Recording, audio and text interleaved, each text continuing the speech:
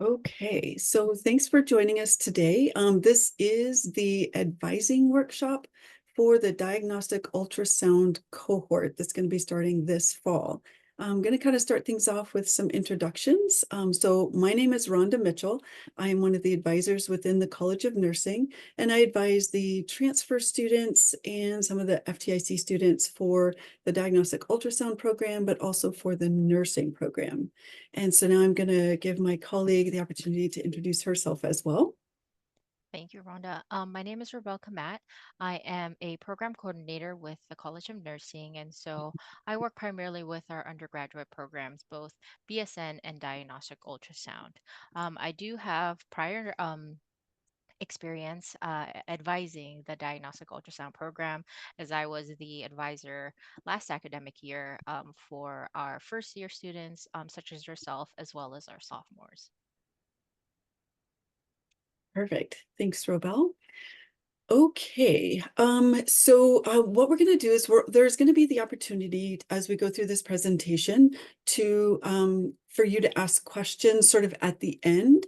So if you have questions, kind of save them to the end, and then we'll open up plenty of time to answer those questions. And then you can also put questions in the chat as well. So just know you can kind of do those questions either direction, either way. But we'll go ahead and do a screen share so we can get started with the presentation then.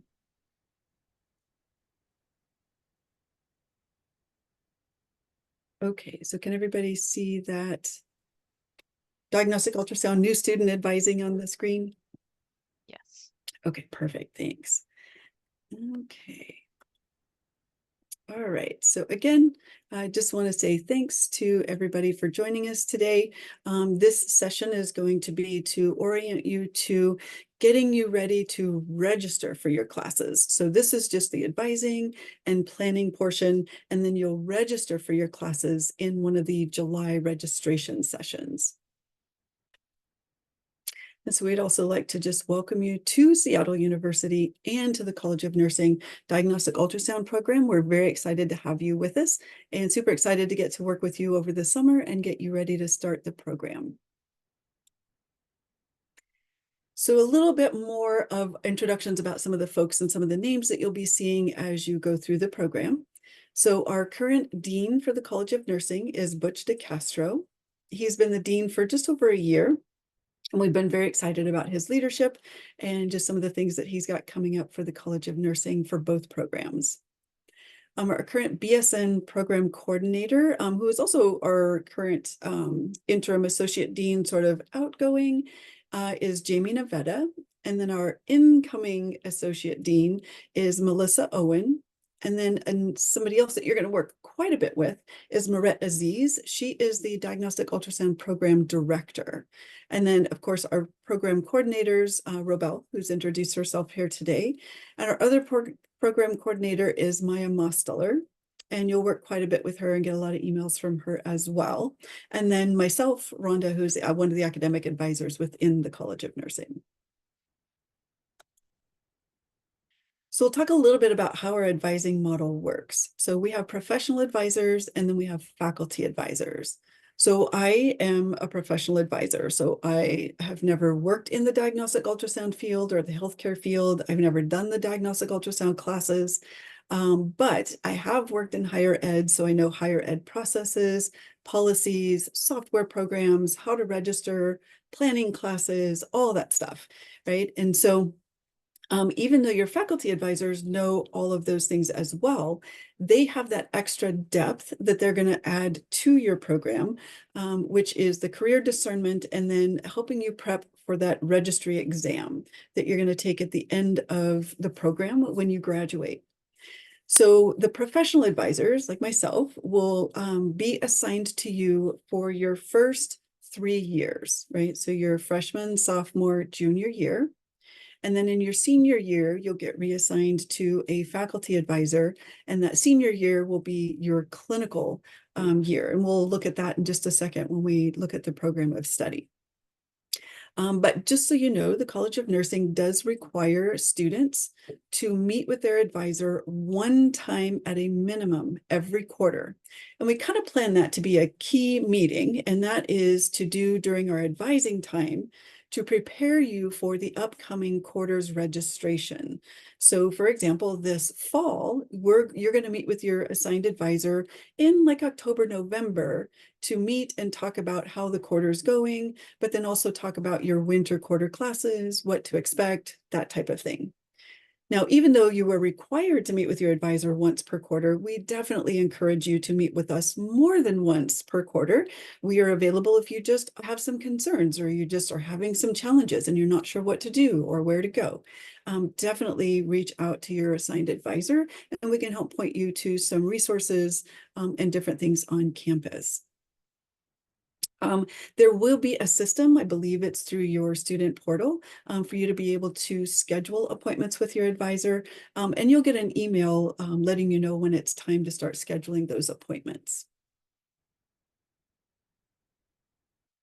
So what we'll be doing in those advising sessions is we're going to be doing some educational planning. So we're going to help you map out your program of study, talk about course selection, making sure you're getting registered, a little bit about career discernment. Like I said, most of that is going to come in that senior year with your faculty advisor.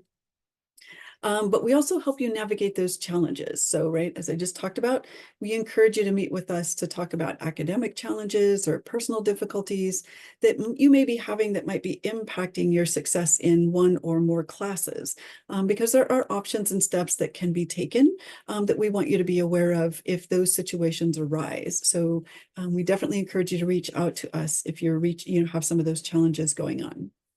Also, if you're thinking about changes to your program of study, or if you're talking about changing your major, right, that would be a good time to come in and have an extra conversation with us. We're also going to help you understand those university policies and processes and procedures and all of those rules and requirements that may come up or that you may bump up into as you go through the program and have different things that come up during your time here. We do talk about connecting you with resources, right? Those might be opportunities outside the classroom. There's mentorship, networking, and then, of course, building relationships with your faculty and other students. Some of your advising responsibilities are we really, really, really strongly recommend and encourage you to check your student or SU email daily, particularly during the academic year when you're in classes. There's a lot of information that gets emailed out to students, and some of it can be very timely and have some pretty tight timelines. So we encourage you to be checking that email very regularly as you go through the program. Also, be accountable. This is your experience as you start with Seattle University, and you can make this a wonderful experience by following those processes and policies and procedures and things that are outlined for you, checking in with your advisor, but just being accountable for your experience. Again, meeting regularly with your advisor and coming prepared to those appointments. So have you had questions? Do you have concerns that you want to talk about? We're definitely here to help you navigate those. Knowing your degree requirements, that is something that we will go over with you to help support you so that you know those degree requirements. And then also encourage you to know how to find those degree requirements and making sure that you're on track and working through the classes in the right progression to meet those degree requirements and meeting those GPA requirements. And part of that is knowing the rules, right? Those policies, procedures, deadlines, and all of that can be found in the College of Nursing handbook on our website. So as you start with the program, we do like to talk about the 3 tracks because most students are kind of interested in those tracks and are kind of be thinking about what track you might be interested in. So the 3 tracks are here, the vascular sonography track, which is going to be focused more on the arteries and veins throughout the body. And then the cardiac sonography is going to focus more on the heart, the arteries and veins that are predominantly within the thorax, right? So right around the heart and the lungs, more in that cardiac area. And then there's the general sonography, which focuses on the organs of the abdomen. It could be the obstetrics and the pelvis, like with your kidneys, your liver, your pancreas, the spleen, the thyroid. So just thinking about general sonography You can kind of think of the different areas that those would cover. The cardiac and the vascular are going to be much more focused. And so we always like to let students know that the general sonography class track is probably one of our more challenging because there's so much more that you need to know and that you need to learn. So in that way, there's a lot more to navigate with that general sonography track. If you're curious about how you're going to know what track you're going to be doing as you go through the program, the process for that determination is going to start occurring towards the end of your second year and upon successful completion of all the required prerequisites. And that's also something that we will help you navigate as your advisor as you go through the program. And that's navigating those prerequisites and making sure that you're on track as you get ready to start your ultrasound classes. And Rhonda, if I could Yeah, add yeah. before you switch slides, um, all of this information might seem like a lot right now, and don't worry about, keeping this in mind or starting to think about what track you want to be in just yet. If you haven't already, closer to the start of the academic year, you'll get added to a Canvas page specifically for diagnostic ultrasound, and on that Canvas page, we'll have information about each of these tracks so that you can look into it and see which one of these you're kind of starting to lean towards. Oh, perfect. Yeah, thanks for adding that, Robo. Okay, so as we talked about, we're going to talk a little bit about that program of study. So it is a 4-year program, and you can see each of the years. So year 1 will start this fall, and then in the fall of 2025, we'll start year 2. Fall of 2026, we'll start year 3, and then that's when you're actually going to start those diagnostic ultrasound classes and those track classes specific to whatever specialty you're going to go into. And then year 4, right? So that is going to be that last year where you're going to have those clinical experiences. And then you guys are going to graduate in the summer of 2028. So most of the focus that we're going to talk about today is on this first quarter as you're coming into the program and getting you started. From this program of study, you can see that there are some of these classes, like the math classes, the chemistry classes, the biology classes, here the physics classes, and the anatomy and physiology 1 and 2. They're all bolded, and that's because these are your specific prereq requirements to being able that you need to finish successfully to be able to progress into the diagnostic ultrasound program in that junior year. So you'll have to make sure that you're watching your grades for these classes, and that's something that will help you navigate as you go through each of the quarters, just to make sure that you're staying on track with those and ready to start those diagnostic ultrasound classes in that junior year. You do have these other U-Core modules, and we're going to talk more specifically about those in a second. But you can see those are not bolded. They are graduation requirements, but they are also classes that you don't have to pass before you start your diagnostic ultrasound classes. That said, this is a pretty packed year for your junior year and your senior year. So if for some reason there are some of these U-Core classes that are not going well, it's going to be a little challenging to put those off. So we definitely will work with you to make sure that you're staying on track with those U-Core classes as well as those prereqs so that you don't have any extra classes to take in this junior and senior year. Rebel, is there anything you want to add to this one? Just touching on that point, if you calculate all of the credits that are in this 4-year plan, it'll come out to, I believe, 181 credits total. And so, in order to get your degree completed here at Seattle University, the minimum I believe is 180. And so going back to what Rhonda mentioned, if you do happen to not do well in one of your courses, that usually means we'll have to retake it in another quarter, or sometimes students will have to take it in the summer just because the schedule is pretty rigid and pretty packed all 4 years. Yeah, absolutely. And kind of jumping right from what Robel was mentioning there, some of these physics classes and biology classes are only offered in certain quarters. So you don't have the ability to take it like in the next quarter if you don't do well in this quarter. And that's something that we will help you navigate and track. Like, is this a class I can take in the next quarter because it happens to be offered, or is it something that I might have to wait and take it in the next year, right? So that's something that we will track with you pretty closely, just because, like I said, some of these are not offered every quarter and you can get out of sequence, which may mean that you might be doing some of those in the summer, as Robel mentioned. Yeah, great. Thanks, Robel. Oh yeah, the other thing that I wanted to mention here is these classes that are bolded, you have, for which are the prerequisite classes, must be passed with a grade of a C or a 2.0 for that class or higher.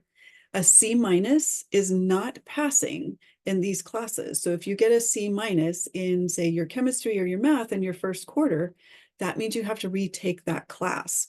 So just remember that you're working towards getting a C or higher in all of these prerequisite classes to stay on track. And again, that's something that we will have conversations with you about, and we can talk about what ifs, like if things are not going as well as you'd hope, what does that look like? And how does that change my program of study? And what are my options for getting that class again? And again, that's something that we'll talk about as those conversations happen over the quarter. All right, so again, talking about some of those academic requirements, we do track 2 levels of GPA requirements to stay in good standing within the university and within the program.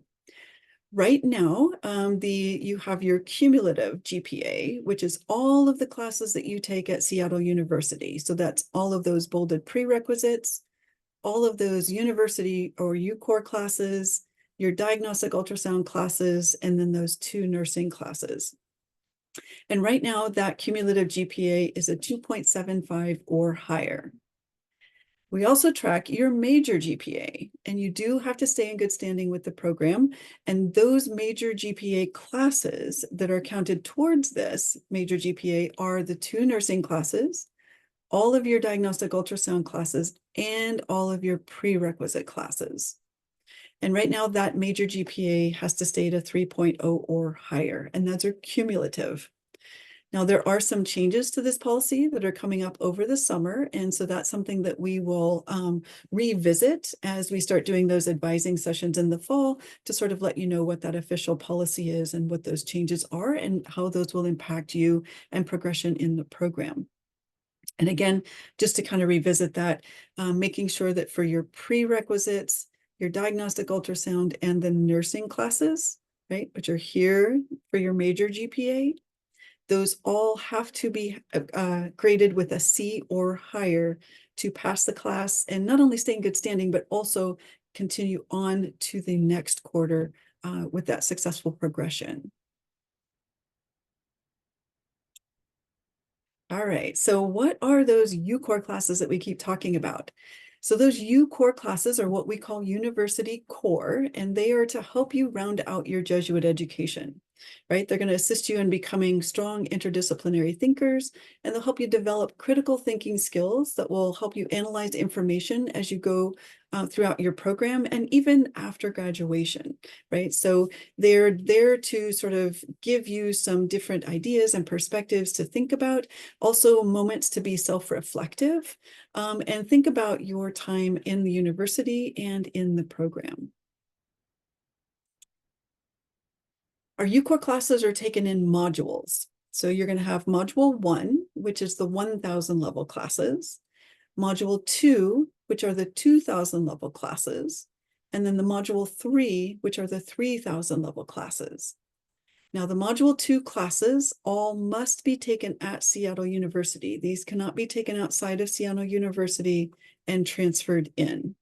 The same is true for your module 3 classes. These must be taken at Seattle University. And so those would be part of your graduation requirements that have to be earned in residence at Seattle University. The module 1 classes, or the 1,000 level classes, you can bring in transfer credits for those. And we'll kind of talk about some of those options and how you can do that a little bit later in the presentation. Your required 1,000 level courses, there are 4 of them. And they are the UCOR 1100, or the Academic Writing Seminar. And this is like our English class, so your writing class. And then there's the UCOR 1300, which is the Creative Expressions and Interpretation. And that's like a hands-on art class. So it could be creative writing, it could be drawing, photography, pottery, jewelry, whatever happens to be offered in the quarter that you take that particular class. UCOR 1400 is our inquiry seminar in the humanities. And that's basically going to be in that arts and humanities types of categories. So these are going to be like literature classes, humanities classes, all kinds of different topics that you're going to find in that category. UCOR 1600 is the inquiry seminar in social sciences. So again, it's going to be like your social science classes. That's going to be like psychologies and sociologies, all kinds of different topics under those. So you'll hopefully be able to find options that are in your area of interest in each of those categories. As I mentioned, these can be satisfied with AP credits or IB test scores, or if maybe you were doing some running start classes at one of the community colleges, maybe you took some classes that might be able to transfer in and satisfy one of these categories. So again, that's something that you'll work with the advisors as you meet with them for those registration sessions, and then as you get ready to start the fall quarter. The 2000 level classes that you'll take are UCOR 2100 or Theological Exploration, UCOR 2500 Philosophy of the Human Person, and then UCOR 2920, which is Ethical Reasoning in Healthcare.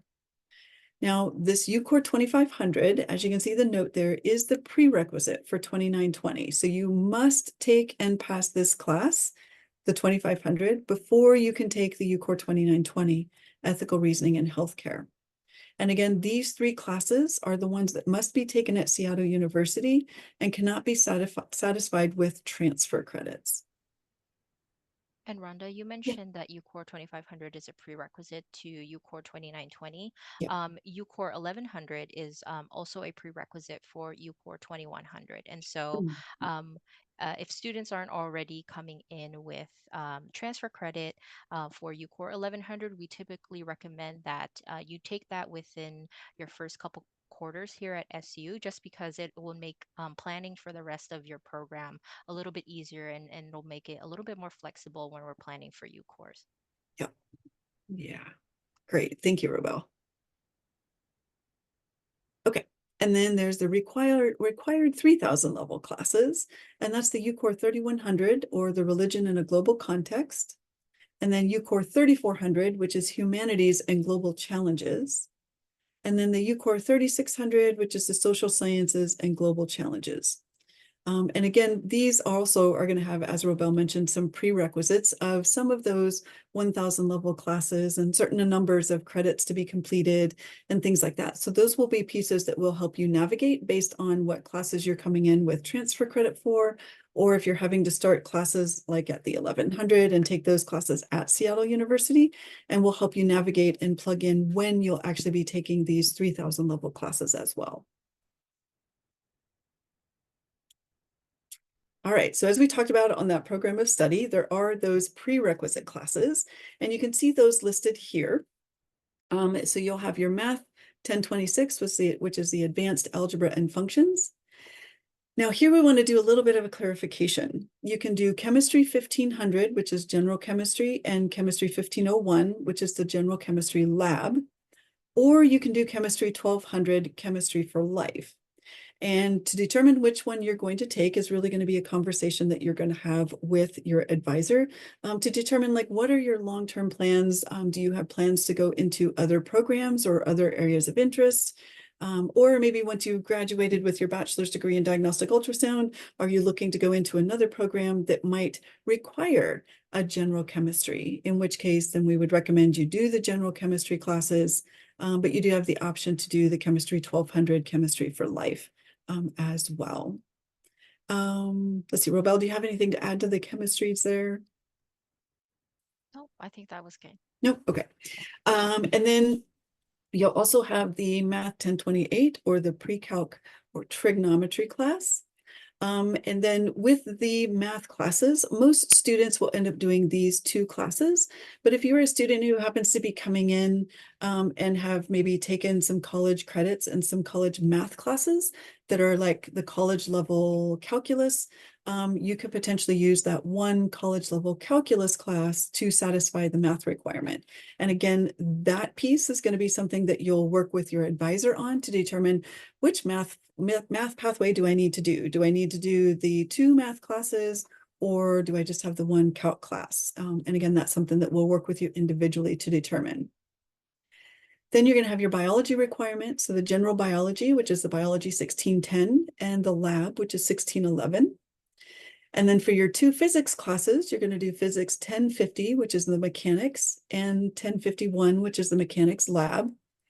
And then the physics 1060, which is the waves, sound, electricity, and magnetism. And then 1061 is the lab for that class. And then the biology 2200, which is the anatomy and physiology 1 with a lab. And biology 2210, anatomy and physiology 2 with a lab. And again, these can be satisfied with AP or IB test scores or with transfer credit if you have some running start credits. This list of classes are the ones that you must get a C or higher to pass and be able to continue in and start those diagnostic ultrasound classes in the beginning of your junior year. And again, we have these all planned out on the terms that you will take them. But again, if you're coming in with transfer credits, we'll talk with you individually about, well, where would I take what other classes would I take? When would I take this other class? So there might be some things that move around on that program of study if you do have some of those AP test scores, IB test scores, or transfer credits. If you're coming in with none of those, definitely we'll still be working with you to just make sure that you're taking those classes in the terms that they're offered and making sure that you're staying on track still to start those diagnostic ultrasound classes in that junior year. All right, so now your major classes. There are going to be 2 nursing classes that you take as part of the major, and these are going to happen in your junior year. So those are the nursing 2520 or healthcare in the 21st century, and then the nurse 3205 pathophysiology class. And then you're going to have all of your diagnostic ultrasound track classes. So depending on what track you end up doing, you could do the vascular sonography class and the lab, or the cardiac sonography class and the lab, and then general sonography and the lab. And again, on the program of study, there are 3 quarters that you're going to do in your junior year, where you're taking level 1 in fall of your junior year, level 2 in that winter of your junior year, and then level 3 in the spring of your junior year. And then you'll have the rest of your diagnostic ultrasound classes in that senior year, where you're going to be taking your clinical for that full year. And then you're going to be doing this leadership for health equity class for a full year. So these are going to be your major types classes. All right, so now we're going to talk about your program evaluation. The program evaluation is Seattle University's degree audit program. And you can find this by going into your My Seattle U portal. And hopefully you've already been through that and found that by going through the orientation modules that you've kind of been reviewing and accessing. But if not, we're going to kind of go through the steps to find it. But the degree audit program is going to be where you're going to track what courses you need to complete your program. You're going to be able to see if you have those module 1 classes that have been satisfied with AP or IB test scores, or possibly transfer credit. Same with some of those prerequisites, right? So you might have some of those test scores or transfer credit for some of the prerequisites, and you'll be able to see where that transfer credit has been applied in your program evaluation. This program evaluation is also where you're going to track your cumulative and major GPA. And those will be things that we're going to show you as you meet with us in the fall quarter to kind of learn how to read that program evaluation, make sure that everything looks like it's on track. Have you got transfer credit? Is it applied correctly? And so we'll be helping you navigate that as we meet this fall as well. So if you're not sure and you haven't found it yet, the way to find it is you're going to log into your My Seattle U portal, and then you should see a screen that looks similar to something like this, where you're going to have lots of buttons, and you're going to click on the student planning button. And when you click on that student planning button, it will then come up with a screen that shows you these 2 buttons, and you're going to use these quite a bit. To get to your program evaluation, you're going to click on the button to the left that says go to my program evaluation. And that's where how you're going to get to the program evaluation to see all of those degree audit and degree requirements. All right, so we'll talk a little bit more specifically about that fall schedule and those fall classes. Again, as we kind of talked about, you're going to have some options with those chemistry classes that are sort of slotted for this fall quarter. So most of you will be taking this Math 1026 or Advanced Algebra and Functions for 5 credits. And same for option 2. You're going to have a module 1 UCore that's planned. And then here's where you can have the options for the chemistry. And again, this is something that we can meet with you to talk about, like which option is going to be the better option for you. And we have some time to meet with you before those July registration sessions so that you can kind of determine what's going to be the best pathway. Again, if you have AP scores or IB test scores for the math, the chemistry, or for the UCore 1100, which is the one that we usually have students start with, you will need to get those official transcripts with those scores and grades and get those submitted to your admissions counselor so that they can get those uploaded into the system. Now, we know a lot of you who may be having those AP test scores that you did, you may not get those scores back until about mid-July, which is totally fine. We can sort of talk about in those registration sessions, like what are some options, what would you register for, and then what you can do is if you need to change your schedule based on those IP or those IB or AP test scores. So we definitely know that there might be some time lag and there might be some changes that might need to happen with those UCore classes or even some of those prerequisite classes. But again, those are things that will help you navigate when you get into those registration sessions. And again, you're going to work with your assigned advisor to work out optional classes for your schedule based on whether you have those AP test scores, IB test scores, or maybe you have those transfer credits from Running Start programs and different things that might impact your progression with those classes. So searching for your classes. So when you go into the student portal and you click on that student planning button, you can also get to your plan by once you get to this screen, instead of clicking on the program evaluation, you're now going to click on go to plan and schedule. And that's going to put you into your planning tool so that you can start planning and adding some of those classes and sections to your plan for fall quarter. So if you're looking to do a search for classes, when you're in that screen, there's a lot of things on that screen, but at the very top, you'll see this search bar. And in that search bar, you're going to type in the class that you want. So if you're looking for Math 1026 to add that to your plan, you would type MATH space 1026 up here and then hit enter. And it's going to come up with a screen that's sort of in our class search function. And you're going to see a lot of different things listed there. But under the Math 26, you're going to see, or sorry, on the left side of the screen, you're going to see the terms. And you're going to see a lot of different options on the left side of the screen. But you'll go down, I think it's like the 3rd or 4th section, and it says terms. And please, please make sure you select the fall quarter 2024 term, because if you don't, you're going to see all the math sections that are offered for previous terms that have already closed. And that's going to get a little confusing. So make sure that you select the term on the left and make sure you're only viewing the fall quarter term and those courses and the sections that are offered. So once you see those kind of in the middle of the screen for the fall quarter, under the Math 1026, you'll be able to see a link that says view available sections for Math 1026 or the chemistry or the UCore class, whatever class it is you're trying to add to your schedule. So you'll view all of those sections. And then once you find a section that has open seats, and you'll be able to tell if it has open spots because there's like a little section that has 3 numbers. And the first number is how many spots are available. The second number is how many spots are like max for the class.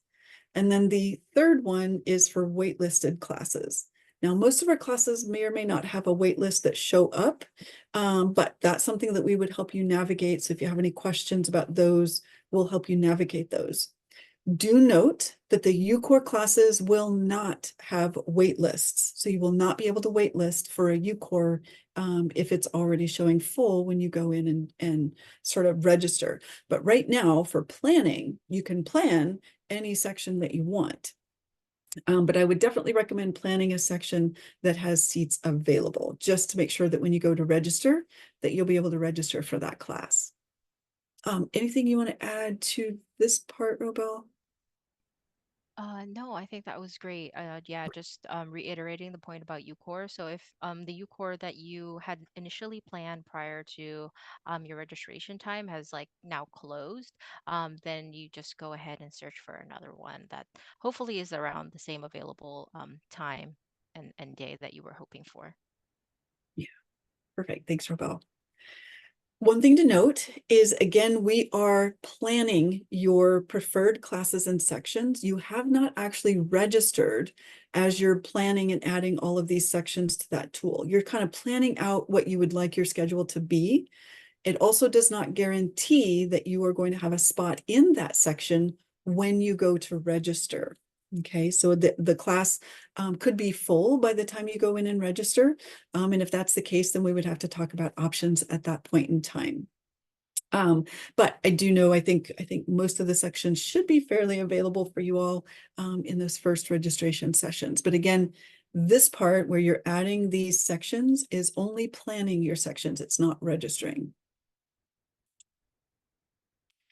Okay, so the new student checklist items that we want to make sure that you are doing is make sure that you have either taken the ALEX Math Placement Assessment, or if you haven't, but you need to, make sure that you're signing up and scheduling a time to do that. Or make sure that you are getting those exemptions or waivers.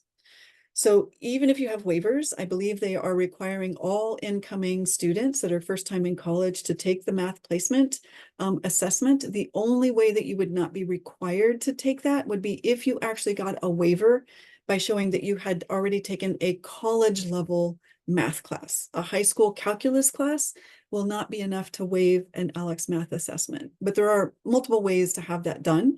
So make sure that you check out that ALEX Math Placement Assessment section in your new student checklist in that orientation module so that you can see your options.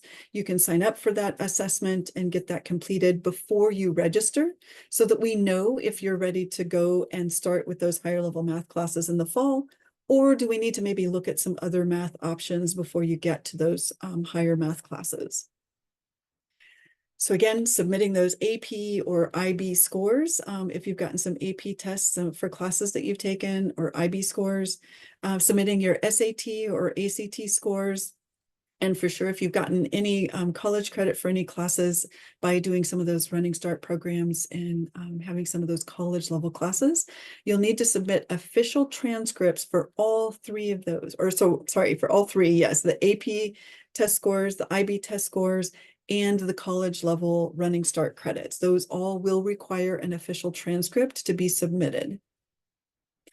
Planning your classes and sections in the planning tool. So definitely want to make sure that you're getting those planned in the planning tool so that you'll be ready during that registration session. And then attending your registration session. That's one of the steps on your checklist. So make sure you sign up for one of those July registration sessions. Speaking of the registration workshops, you are not actually, as we mentioned, you are not actually registering today. You can plan your class sections, but you'll actually register during one of the assigned or scheduled registration sessions in July. Those two scheduled sessions are July 8th is the first one, and it's from 3 to 4:30. So make sure you go in if that's the one you want to attend. Make sure you go in and sign up for that one. If you're not able to attend that session, hopefully you can sign up for the July 15th session that is from 10 to 12:30, so 10 a.m. to 12:30 p.m. If you are not able to attend either of those sessions, definitely reach out to one of us or any of the advisors within the College of Nursing. If you can see your assigned advisor in your portal, you can reach out to your assigned advisor as well, and we can help you navigate what to do if you're not able to attend either of those registration sessions. Classes, just so that you all are aware, are mostly back to in-person formats. So we encourage students to be prepared to be in person for all of your classes. There may be some exceptions to that, but by and large, the majority of your classes are going to be in person, and you will be expected to be in class in person on those assigned days for those classes. All right, so again, just to kind of reiterate those work registration workshops that are coming up, and you want to make sure that you sign up for those in that orientation portal under the advising and registration tab is where you should be able to find those registration workshops to sign up for those. And that, I believe, concludes the presentation. All right. So Okay, there so was a now, question in the chat. perfect. When is the due date for submitting official transcripts? Yeah, so there's really not a set due date. I would say as soon as possible. If you have your final grades already posted, I would submit those now. And the reason is because the sooner you can get them submitted, the faster they can process. Right now, the process is you will submit those to your admissions counselor. They will then get them to the evaluators. The evaluators then have to look through everything, make sure that everything is meeting all of those requirements. And that can take like 7 to 10 days, maybe 2 weeks to process. So I would say definitely get it as soon as possible. As soon as you know that those, like if it's at a college level transcript and maybe you're looking at some of those running start classes, as soon as you have your final grades, go ahead and submit that official transcript. If there's some things that are like, oh my gosh, I don't know if this is going to be done in time, and you have things already that have final grades, you can submit more than one transcript. You could submit them now and submit them later. Although when you do multiple transcripts like that, there typically is a cost that you can incur. So that's why we recommend waiting till you have all those official grades in, and then you could submit the one to make sure that everything gets submitted and processed by our evaluators. For the others, like your AP test scores and your IB test scores, again, as soon as you have those scores and the sooner that you can get them in, the better. Again, those are the things that are going to help us determine, are you going to be at those college level math and chemistry classes? And then also what UCORE classes or prerequisites do you maybe have credit for that you don't have to register for during the registration session on July 8th and July 15th. So if you're thinking like a deadline, that I would say before July 8th or 15th when you're trying to register for classes. Yeah, Robel, do you have anything you want to add to that? No, I think that was spot on. Thanks, Rhonda. Okay, yeah, thanks. Any other questions? Schools sent the, okay. If our schools sent the transcripts, how do we know it fully reached Seattle? So the best way would be to reach out to your admissions counselor and just have them check and verify that they've received those transcripts. The second way that you can also see if those have been, those credits and grades and things have been applied to your program evaluation and to your program is to log into that student portal, look at your program evaluation, and then look at the module 1 classes and see, does it show that it's been satisfied? Do the prerequisites as you scroll down through the program evaluation, do any of those show as satisfied with transfer credits? So that's one way you can check and keep track on your own, just to see as things process through. But if you want to just see if nothing is showing up as satisfied in that program evaluation, reach out to your admissions counselor and they'll be able to tell you if, yes, we've received those transcripts, they're just processing, or if they can let you know if they don't have them, and then you may want to resend a copy. Great question. Any other questions? You can, just unmute and speak your question out loud, or you can continue to put them in the chat. Okay, so another question in the chat. If I took a math class at a community college and passed with a 1.0 GPA, would it still be considered passing at SU, or would I have to retake the class? The 1.0, I believe if it is a prerequisite math class or a math class that you're trying to transfer in as one of our math classes required for the program, I believe that would have to be with a 2.0. But what I would say is verify with your admissions counselor, because they are the ones who actually are reviewing the grading scenarios for those prereq classes and those incoming IB, IB AP scores and those transfer credits from community colleges.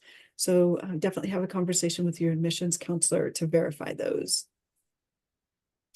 Will the registration sessions be one-on-one with our advisor? No, they're actually going to be group sessions for the students who have less than 45 credits that they're transferring in, or so if you have no transfer credits and you're starting out fresh, up to maybe you have some credits, whether it's AP test scores, IB test scores, or maybe some community college credits that you're bringing in. If you have up to 44 credits, you're going to be doing those group advising sessions. If you have 45 or more transfer credits, so we know some Running Start students maybe have a full 90 transfer credits, or maybe you have 60 transfer credits or 45 transfer credits, you would then be scheduling a one-on-one meeting with your academic advisor, and it should show in your portal if that's the case. And the reason we do that is because when you have that many transfer credits, we really have to look and see like, okay, what spaces is that opening up in this 4-year program? And what does that mean for you as to what classes you can plug into those spaces to make sure that you are meeting those full-time equivalencies for financial aid requirements or scholarship requirements, or if you have any other requirements that might mean you have to be taking 12 credits or more in a quarter. So sometimes for students that have a lot of transfer credits, you might be able to add in some really fun classes for maybe a quarter, or maybe add in a minor. And so that's something that we would talk with you about if you have that 45 credits or more that you're bringing in as transfer credits. And those will be those one-on-one advising sessions. Let's see if I already have, okay, another question in the chat. If I already have an associate's degree, would that be accumulated into my degree, or would I have to go through the full 4 years?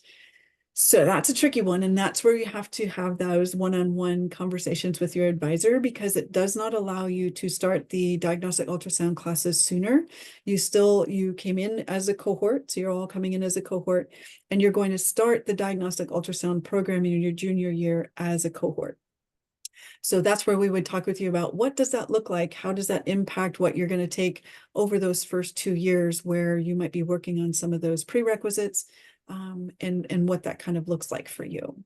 So it gets added to your degree in that those 90 credits, if they come in and satisfy the prerequisites and those UCORE Module 1 classes, that certainly we could look at. But there are still some of those other UCORE classes that would not be satisfied, that you might look at taking, or again, like I said, maybe some minor classes and other things. That process also allows some of our students who were in a similar situation to either minor or even earn a dual degree in another field that they're interested in.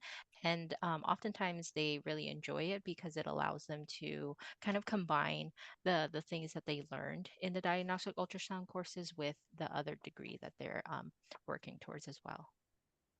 Yeah, great. That's great. Thanks for adding that, Robel. Yeah, we've seen students take psychology classes, right? Because learning psychology, it can be super helpful in learning to work with different people who have a lot of different things. Maybe they're coming in trauma, right? Or, lots of different ways that you could be working with patients from different minors and different dual degrees. Also, as we mentioned, you might be looking to do diagnostic ultrasound, but also thinking about doing maybe another long-term degree.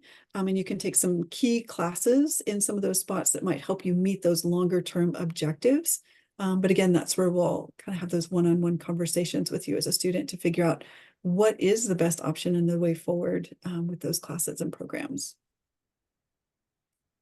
Okay. All right, so another question from the chat is, where would you submit AP scores? So AP scores, if you're going into the AP website, it should have like Seattle University as one of the options. And you can just select Seattle University and they'll automatically be sent to us as an official transcript. If they give you the option on like an email address or someone specific to email it to, you could email it to your transfer. You can email it to your admissions counselor, and then they will be able to get those and put those as part of your student record, and they'll get those to the evaluators. But I would say, I think most of those typically autofill with Seattle University, and then you can just have it automatically go to Seattle University, which puts it into our registrar's office, and then they get it to the evaluators. Okay, so another question in the chat. Are we able to double major with the program, or would we have a major and a minor? So this kind of depends on like how many credits you might be bringing in. Yeah, as to whether you can do another bachelor's degree. So you would do a dual major, as Robel was mentioning, or you would have your bachelor's of science in diagnostic ultrasound and then add a minor onto that. So it kind of depends on which ones you're interested in, because some of our minors have some requirements that maybe don't fit very well with the program. We just want to make sure that we're keeping you on track for the diagnostic ultrasound classes, without putting you in situations that might overload some quarters as you get closer to some of those harder prereqs as well. So that would be something that we would definitely recommend chatting in a conversation with your advisor on a more like a personal level to see like how many credits do you have, how many spaces does it open up, and how feasible would that really be to do a dual major, or just add a minor. Great questions. All right. Any other questions?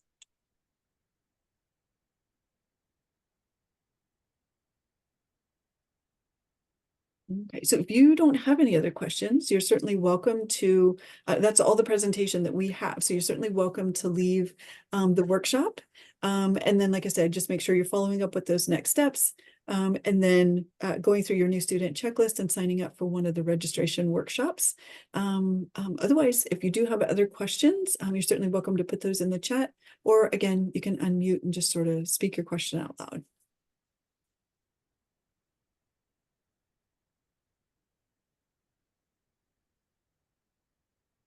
And you're also welcome to email either Rhonda or myself if you have other questions that come up after this presentation has ended. I have a question about the prereq classes for chemistry. I know you were saying that they have like two separate chemistry classes that you could take. If you took a UW chemistry, would that like exempt you from having to take the chemistry, or is the SU chemistry more specific? Great question. So honestly, we really cannot say for sure because we don't evaluate those credits. So that's where having the conversation with your admissions counselor would be helpful, or emailing Robel or myself, and we can take a look at your program evaluation and see like, has it already been transferred in? But I would say if it hasn't, if you're looking at your program evaluation and it hasn't been transferred in and you're not sure, definitely have a conversation with your admissions counselor, and they'll be able to give you a little bit more information about that. So because we actually in the College of Nursing don't evaluate those classes or those credits for equivalency. So we can't really say for sure. Okay, thank you. And would you say that we should meet one-on-one with our admissions counselor before the registration date, or just do it when we register? If you're wanting to know if it would come in as equivalent, so you don't have to take that chemistry, I would say before the registration workshop. But you also have time, like if it's not processed through, and you're not able to meet with them or able to get clarification on that before the workshop, we have some steps like that you can do, like that we would talk about in those advising or the registration sessions. Maybe it's that you register for the chemistry class and we wait for that to process. Once it's processed, then you can go in and drop that class and then maybe look at adding another class at that time. Because we want to make sure that you're getting the classes that are required to keep you in sequence for other classes that would come up through the program. So if there's, any question that it might not come in as equivalent, then I would say register for the chemistry class, so that you have a spot in that class, and then we can always make adjustments after that if we need to. Okay, thank you so much. Yeah, you're welcome. Any other questions?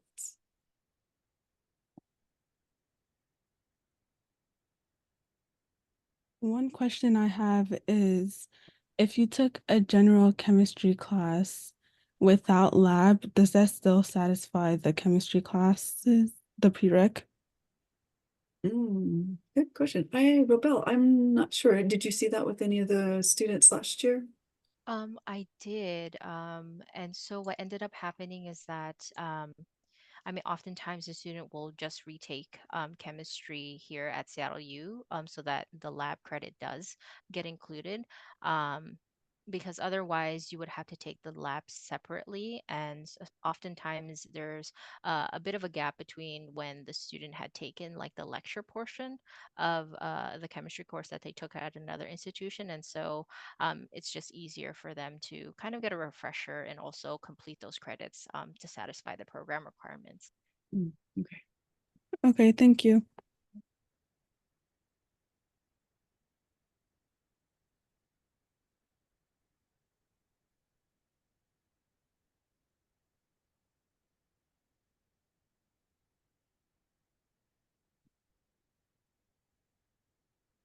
Any other questions, Sarah?